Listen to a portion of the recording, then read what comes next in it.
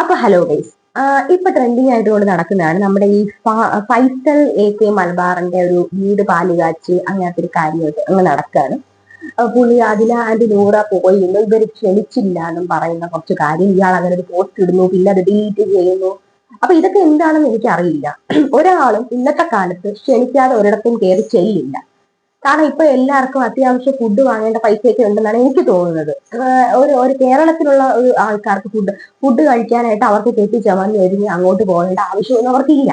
പിന്നെ ഇദ്ദേഹം എന്ത് അടിസ്ഥാനത്തിൽ, ഇനി ഇദ്ദേഹം മതത്തിന്റെ ഒരു അടിസ്ഥാനത്തിലാണ് ഇങ്ങനത്തെ കാര്യങ്ങളെ ഒക്കെ ഇട്ടിട്ടുണ്ട് എങ്കിൽ നമുക്ക് അതിനേക്കാൾ ബിസിനസ് പ്രൊമോട്ട് ചെയ്യാൻ വേണ്ടിയിട്ടാണ് ഇങ്ങനെ ഇട്ടതെങ്കിൽ നമുക്കൊരു മനുഷ്യത്വം എന്ന് പറയുന്ന കാര്യമുണ്ട്. അപ്പം അവരാരും ഇദ്ദേഹത്തിന്റെ ചെലവിലല്ല കഴിയുന്നത്. അപ്പൊ മാക്സിമം നിങ്ങൾ ആരെയും ഉപദ്രവിച്ചില്ലെങ്കിലും എന്താ പറയാ, സഹായം ചെയ്തില്ലെങ്കിൽ ഉപദ്രവിക്കാതിരിക്കുക മാക്സിമം.